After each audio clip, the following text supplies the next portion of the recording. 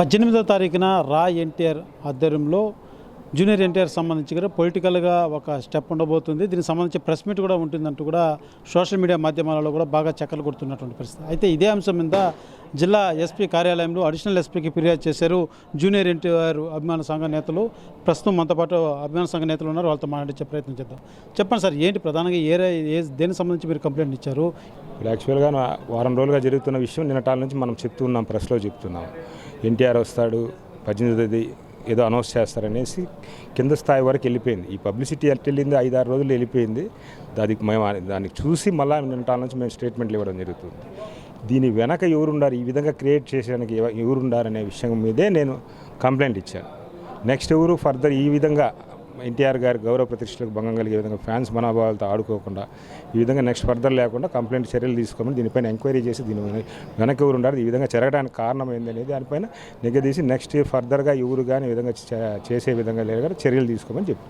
అంటే మీరు ఇచ్చినటువంటి కంప్లైంట్లు ఇప్పుడు ఏదైతే రా ఎన్టీఆర్ సంబంధించినటువంటి వాళ్ళు 18వ తారీఖు అనౌన్స్ చేశారో వాళ్ళకు మీకు ఎటువంటి సంబంధం లేదు, దానికి సంబంధించి ఏదన్నా జరిగితే దాని మీద చర్యలు తీసుకునేలాగా కంప్లైంట్ ఇచ్చారా, లేకపోతే అసలు ఆ పెడుతున్నటువంటి వారి పట్ల కంప్లైంట్ ఇచ్చారా?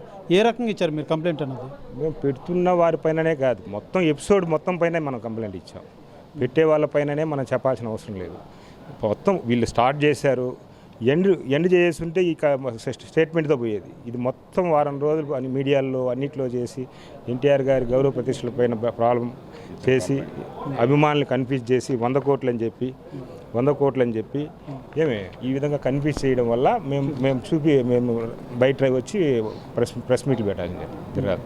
ఎందుకంటే రేపు 18వ తేదీ తెలియకుండా అభిమానులు అందరూ ఎక్కువ మంది వచ్చి మళ్ళీ అక్కడ ఏమన్నా ఇష్యూ అయ్యి మళ్ళీ అదంతా ప్రాబ్లం అవ్వకుండా అని ఎస్పీ గారికి చెప్పాల్సిన పరిస్థితి వచ్చింది. కాబట్టి చెప్పాము ముందుగానే ఈ విధంగా ఉండొచ్చు సార్, ఎవరు కంట్రోల్ చేయలేము, ఆల్రెడీ కింద స్థాయి వరకు వెళ్ళిపోయింది, వాళ్ళు సోషల్ మీడియాలో ఆ విధంగా ప్లాన్ చేశారు. ఇది ఎందుకు జరిగిందో మాకు తెలియదు, దానిపైన ఎంక్వైరీ చేసి సరి తీసుకుంటూ ప్లస్ దీంట్లో ఏది లేదనే విషయం మీరు కూడా చెప్పండి, రావట్లేదనే విషయం మీరు కూడా చెప్పండి అని చెప్తున్నాం.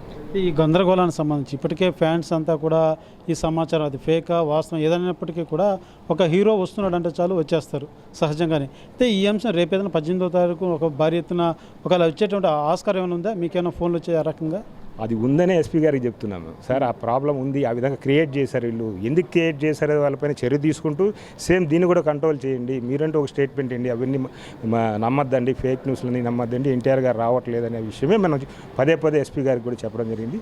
సేమ్ టైం దీనిపైన ఎందుకు ఈ విధంగా ఇంతవరకు ఎందుకు వచ్చింది, ఎవరికి దీనికి ఆద్యులు, ఈ మధ్యలో దీంట్లో ఇంకెవరైనా దూరారా ఏందని దానిపైన మొత్తం ఎంక్వైరీ చేసి దానిపైన చర్యలు తీసుకోమని నెక్స్ట్ ఇంకెప్పుడు కానీ ఎన్టీఆర్ పైన కానీ అభిమాన సంఘాలపైన ఈ విధంగా రూమర్స్ రాకుండా చూసుకోవాలని మనం ఇంత గట్టిగా ఫైట్ చేస్తూ కంప్లైంట్ ఇవ్వడం జరుగుతుంది. ఏదైతే ప్రధానంగా అడిషనల్ ఎస్పీకి కంప్లైంట్ చేశారు. ఈ రా ఎన్టీఆర్ సంబంధించి ఎవరైతే ప్రెస్ మీట్ అనో లేకపోతే గడిచినటువంటి ఈ ఎపిసోడ్ ఏదైతే 3-4 రోజులుగా జరుగుతున్నటువంటి ఈ యొక్క గందరగోళానికి సంబంధించి పూర్తిగా పింటుపిన అసలు ఏం జరిగింది, ఎందుకు ఈ రకంగా తెర మీదకి వచ్చింది, ఎందుకు అభిమానులు ఒక గందరగోళాన్ని సృష్టించేలాగా కూడా వ్యవహరించారన్న దాని మీదనే కంప్లైంట్ చేసినట్టుగా కూడా కృష్ణ యాదవ్ అయితే చెబుతున్నటువంటి పరిస్థితి. అయితే పూర్తి స్థాయిలో కూడా ఇప్పటికే ఈ సోషల్ మీడియా మాధ్యమాల్లో కూడా చూసినటువంటి అభిమానులంతా కూడా 18వ తారీఖున నిజంగానే తమ అభిమాన హీరో ఎన్టీఆర్ వస్తున్నాడు అన్నటువంటి కోణంలో కూడా వచ్చేటువంటి పరిస్థితి ఉంది. కాబట్టి పోలీసులు పూర్తి స్థాయిలో అక్కడ అలాంటి ఫ్యాన్స్ ఎవరైనా వస్తే కూడా కంట్రోల్ చేసే విధంగా కూడా చర్యలు తీసుకోవాలి.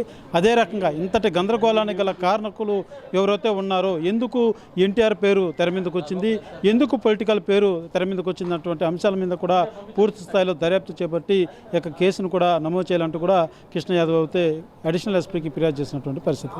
కెమెరా పర్సన్ కోటితో సురేష్, RTV, తిరుపతి.